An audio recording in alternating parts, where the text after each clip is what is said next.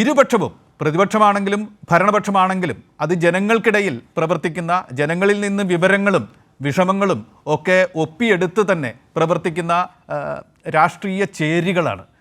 ഭരണപക്ഷം അതിൻ്റെ ഒരു യുക്തിക്കൊത്താണ് ഭരിച്ചു പോവുക.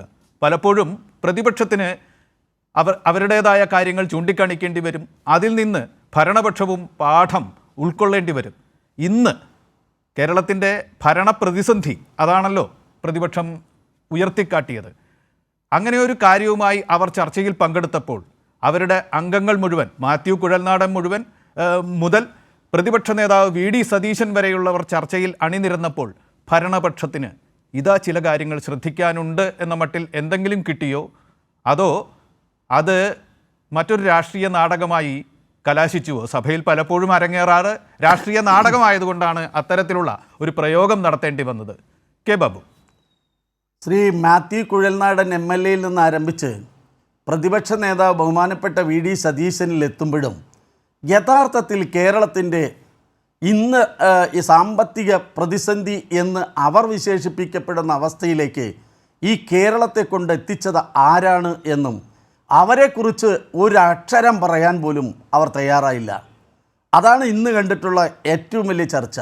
ഒരുപക്ഷെ ഈ കേരളത്തിൻ്റെ നിയമസഭയിൽ BJPയുടെ പ്രതിനിധി ഇല്ല എന്ന പോരായ്മ പരിഹരിക്കാനായിരിക്കാം പ്രതിപക്ഷം കേന്ദ്ര ഗവൺമെൻറ്റിൽ വിരുദ്ധമായൊരു വർത്തമാനം പോലും പറഞ്ഞില്ല. എങ്ങനെയാണ് ഈ കേരളം ഇതുപോലെ കഴിഞ്ഞ 9.5 വർഷത്തിനിടയിൽ മറ്റു ഇന്ത്യൻ സംസ്ഥാനങ്ങളെ അപേക്ഷിച്ച് ഏറ്റവും വലിയ പുരോഗതിയിൽ, വികസന കാര്യത്തിൽ, ക്ഷേമകാര്യത്തിലൊക്കെയും ഏറ്റവും മുന്നേറ്റമുണ്ടാക്കി എന്ന കാര്യത്തെക്കുറിച്ച് പോലും അവർ പറഞ്ഞില്ല.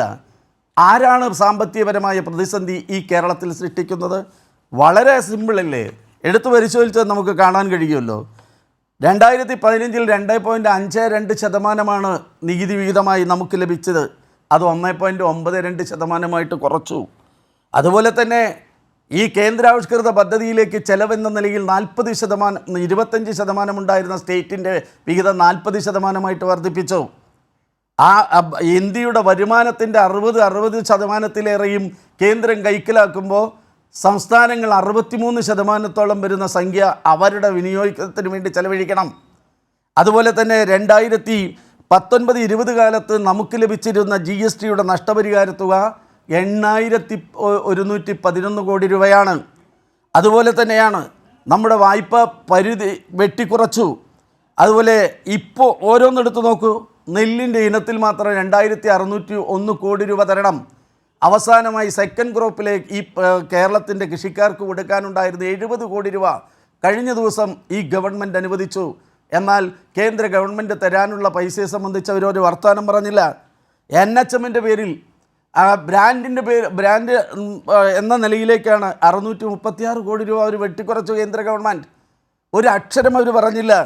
അതുപോലെ തന്നെയാണ് SSKയുടെ പേരിൽ PM ശ്രീ നടപ്പിലാക്കിയില്ല എന്നതിൻ്റെ പേരിൽ 1,500 കോടിയോളം രൂപയാണ് ബാക്കി വച്ചിരിക്കുന്നത്. അവരത് അതിനെക്കുറിച്ച് പറഞ്ഞില്ല. അതുപോലെ ന്യൂനപക്ഷ സ്കോളർഷിപ്പ് പാടെ അവർ നിഷേധിച്ചു. പക്ഷേ സ്റ്റേറ്റ് ഗവൺമെൻറ് ആ ന്യൂനപക്ഷങ്ങൾക്ക് കൊടുക്കാനുള്ള സ്കോളർഷിപ്പ് ഇവിടെ കൊടുക്കാൻ വേണ്ടി തീരുമാനിച്ചു. ജലജീവൻ മിഷൻ ഇന്ന് അവരുടെ ചർച്ചയിൽ പറഞ്ഞതാണ്. ജലജീവൻ മിഷൻ കരാറുകാർക്ക് കാശ് കൊടുക്കാനുണ്ടെന്നുള്ള രൂപത്തിലാണ് അവർ വർത്തമാനം. 11,143 കോടി രൂപയാണ് ചെലവ്. അതിൽ കേരളത്തിൻ്റെ കേന്ദ്ര ഗവൺമെൻറ് അനുവദിച്ചിരിക്കുന്ന 5,610 കോടി രൂപ, 500 കോടി രൂപ അധികം ഈ സ്റ്റേറ്റ് ഗവൺമെൻറ് വിഹിതമായി കൊടുത്തു. പക്ഷേ കേന്ദ്രം തരാനുള്ള വിഹിതത്തെക്കുറിച്ച് അവർ പറഞ്ഞില്ല.